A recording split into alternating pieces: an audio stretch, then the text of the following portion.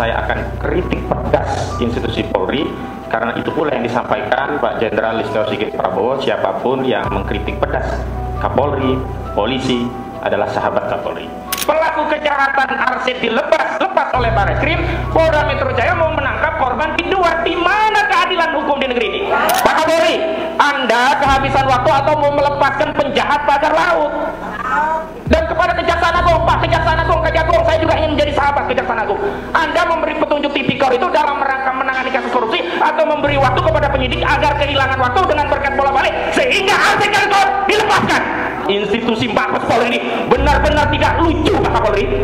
Apalagi waktu saya cerita, Charlie, ini siapa yang ngerjain kamu? Muslim? Oh enggak, nangis juga.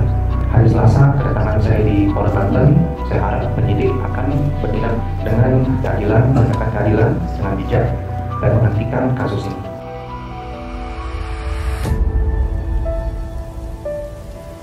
Bismillahirrahmanirrahim. Pernyataan bersama koalisi aktivis melawan oligarki rakus perampas tanah dan aktivis pelawan perampasan tanah di Banten. Pernyataan ini disampaikan dalam rangka merespon adanya panggilan polisi Polda dari Polda Banten terhadap saudara Charlie Chandra.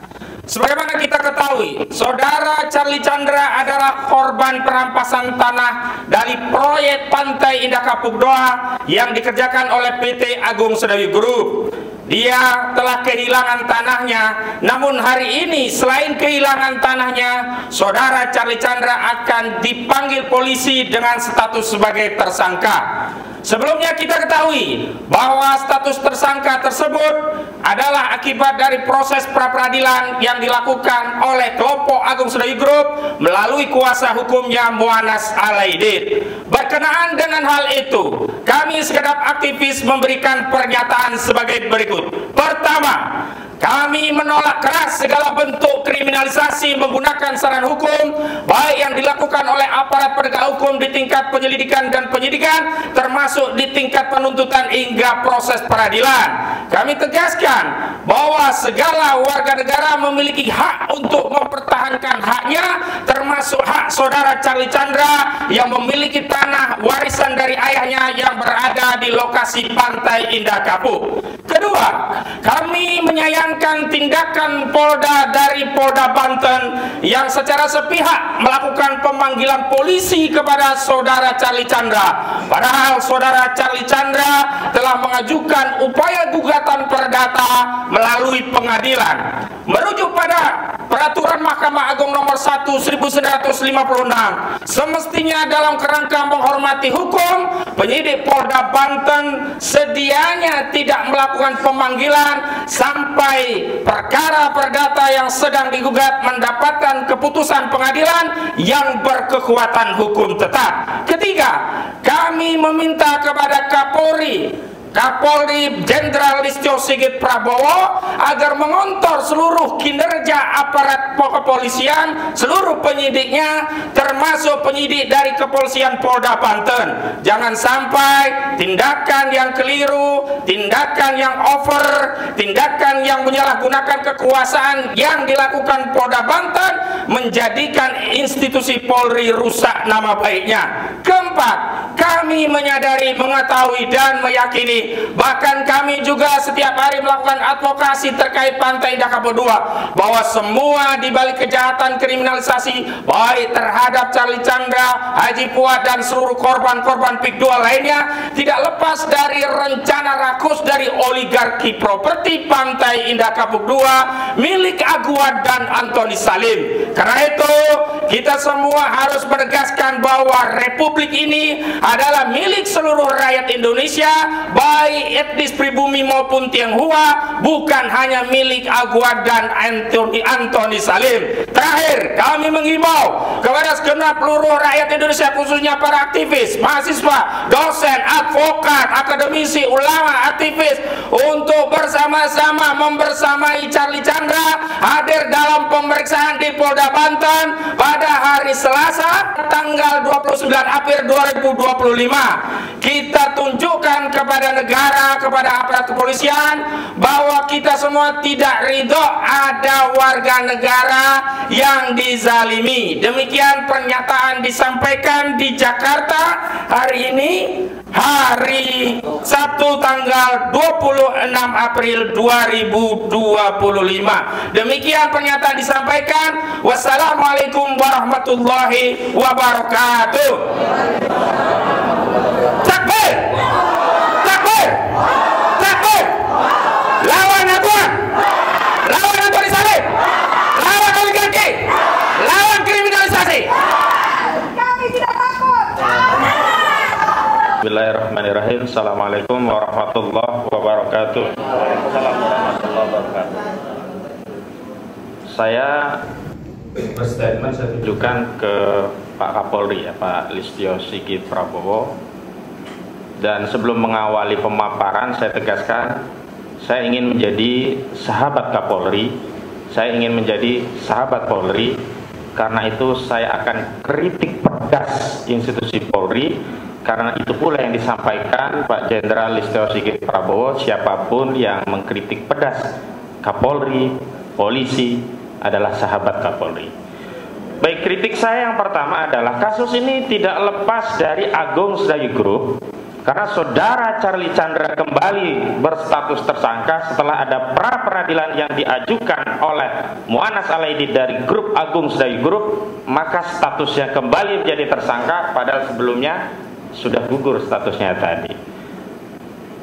Jadi saya ingin tegaskan kepada Pak Kapolri, institusi Polri jangan menjadi pelayan Agung Sedayu Group. Institusi Polri harus menjadi pelayan, pelindung, pengayom rakyat, termasuk pelindung dan pengayom Charlie Chandra.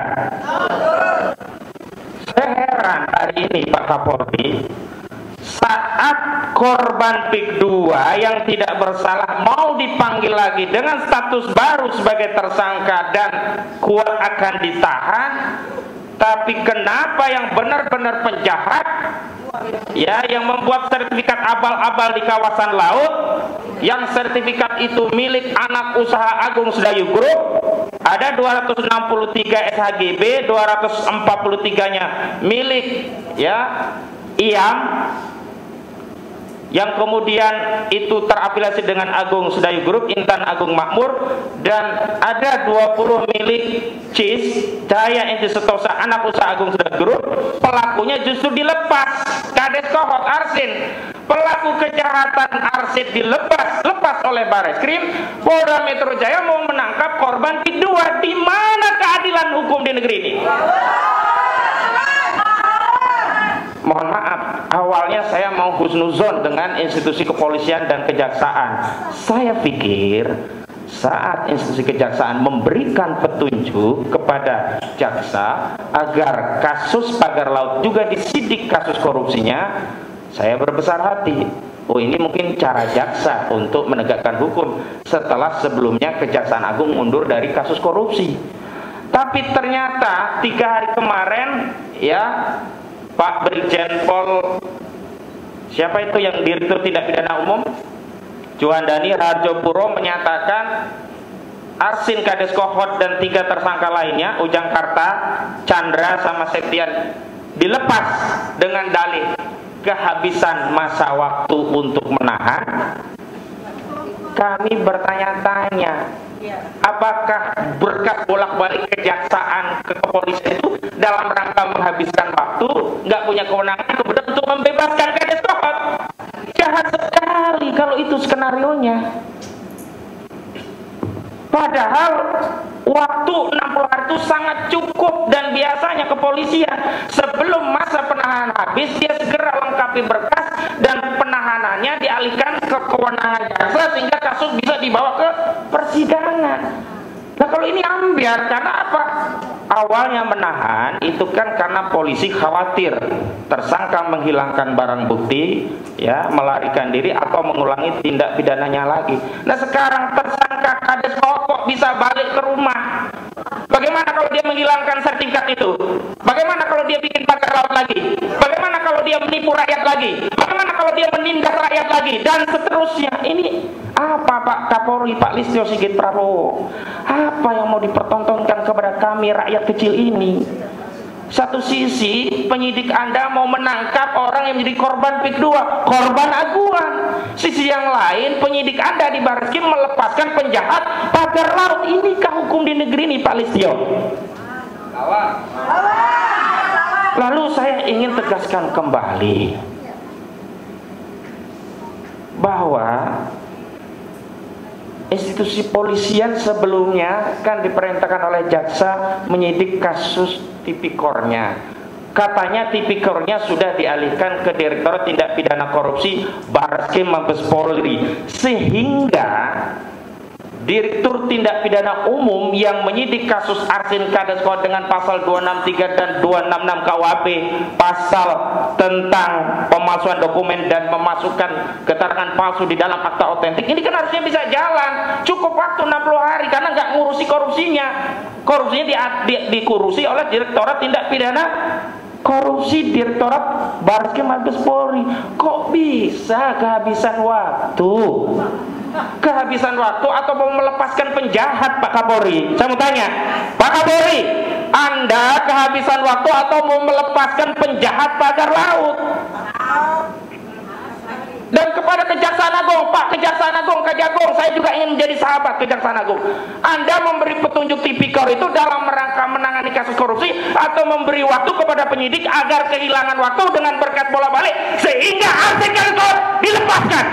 Jahat sekali institusi di negara ini. Kami awalnya cukup lega walaupun belum mengkompensasi. Kenapa? Kami tahu pelakunya bukan hanya Arsin. Kami tahu pelakunya ada Mandor Mehmet, ya kan? Ada Ali Hanafi Ali Jaya, orangnya aguan. Tapi tadinya kami ya alhamdulillah terkompensasi, setidaknya ada Arsin Kadesco. Tapi begitu Arsin dilepaskan oleh Barreskrim Mabes Polri, luar biasa sandiwara hukum yang dipertontonkan bahkan oleh institusi Mabes Polri ini benar-benar tidak lucu Pak Kapolri. Benar-benar menyakitkan nurani hati rakyat, benar-benar menggores rasa keadilan rakyat, benar-benar melukai rakyat Banten, bahkan seluruh rakyat Indonesia. Jadi sekali lagi saya tegaskan, yang bersama Charlie Chandra bukan hanya Charlie Chandra dan aktivis yang ada hari ini, tetapi seluruh rakyat Indonesia yang hari ini ya hatinya terlukai oleh tindakan penegakan hukum dan dengan cara melawan hukum. Satu lagi, yang menyidik Charlie Chandra itu namanya AKP Yan Hendra. Yan Hendra ini di kasusnya Haji Fuad sudah dilaporkan. Dia melanggar kode etik profesi. Mana ada polisi ngurusi jual beli, mana ada polisi ngawasi orang transaksi menyerahkan sertifikatnya kepada Agung Sedayu saat Haji Fuad sedang dalam keadaan sakit di rumah sakit. Itu melanggar kode etik profesi. Alih-alih ya dihentikan sementara diganti penyidik yang lain, yang manggil Charlie Chandra ini adalah AKP Yan Hendra itu. Ini luar biasa. Mohon maaf, saya tidak memancing rakyat marah, tapi siapapun rakyat yang mengetahui fakta ini pasti marah. Kenapa? Kita semua tentu berpikir, boleh jadi apa yang dialami oleh Haji Fuad juga menimpa ayah kita. Boleh jadi apa yang dialami Charlie Chandra juga menimpa saudara kita, abang kita, adik kita, keluarga kita. Maka saya ingat logika Rhoma Irama yang dari Banten itu. Sederhana. Kalau ada rumah yang kebakaran, kita tidak bisa bicara, oh itu bukan rumah saya, lalu kita tidak menolong. Kenapa? Kalau satu rumah kebakaran kita tidak menolong, maka rumah yang lainnya akan ikut kebakaran dan korbannya kita semua menjadi korban. Karena itu lawan aduan, bela Charlie Chandra, kita tuntut institusi penegak hukum untuk tegak di hadapan hukum. Salah satunya hormati Perma nomor 1 1956, hentikan penyidikan sampai ada putusan perdata yang berkekuatan hukum tetap. Demikian, billahi taufiq wal hidayah, billahi fisabil haq fastabil gharat. Wassalamualaikum warahmatullahi wabarakatuh. Terima kasih. kasih Ibu Bapak, terima kasih juga kepada semua pimpinan di Muhammadiyah. Saya tadi pagi sudah minta izin pada istri, mohon titipkan anak saya, karena saya rasa susah sekali untuk melawan oligarki ini. Hukum itu dipermainkan. Yes. Saya punya ayah dikriminalisasi. Saya dituduh maling, padahal saya pewaris. Kami sudah pemilik SHM 35 tahun. Tiba-tiba dibatalkan begitu saja. Apalagi bagi masyarakat lain yang hanya miliki diri, sangat sulit. Jadi saya berjuang untuk semua. Saya yakin apabila saya bisa berhasil lolos dari ancaman ini, maka yang lain juga akan berani. Amin. Saya tidak mau damai. Saya mau kedua dihentikan. Kecuali rakyat setuju dengan penawaran yang wajar. Untuk memberikan contoh bagaimana anehnya kasus saya ini, sangat simpel. Ada tentu banyak orang yang nanya, ini kasusnya apa sih? Pemalsuannya apa sih? Ya kan? Kasusnya sangat simpel. Saya bisa jelaskan dalam 3 step.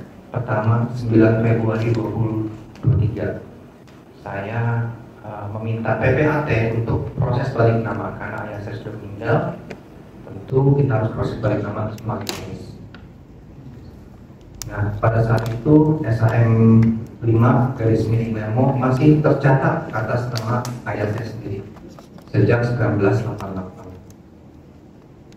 Namun 22 hari kemudian SHM kami yang sudah berumur 35 tahun tiba-tiba dibatalkan oleh BPN dengan alasan cacat administrasi. Dan 56 hari kemudian saya dilaporkan. Atas apa? Atas proses balik nama yang diajukan 78 hari sebelumnya. Pertanyaan paling simpel begini, apa hak orang lain melaporkan kami untuk balik nama? Gak ada. Dan apabila hal-hal seperti ini dapat mereka mainkan, bayangkan gimana kalau mereka tidak punya SKN. Korbannya banyak yang keturunan seperti saya, Chinese banyak. Tapi mereka nggak berani berbicara. Saya harap negara Indonesia bisa lebih maju, tapi ini sangat tergantung dengan semua penegak hukum. Saya mohon kepada semua penegak hukum, taatilah janji-janji yang kalian pernah sumpah sebelum menjadi pejabat. Jangan membuat rakyat tersiksa, karena kita semua saudara. Apalagi saya lihat sesama muslim, mohon maaf, sesama muslim itu saling makan tangan, makan uang itu menurut saya nggak wajar. Ya, betul. Oke, jujur aja, kalau misalnya sama muslim sama Chinese mungkin masih bisa dimengerti gitu. Sesama muslim, sesama saudara nggak wajar. Apalagi waktu saya cerita, Charlie, ini siapa yang ngerjain kamu? Muslim? Loh enggak, Chinese juga.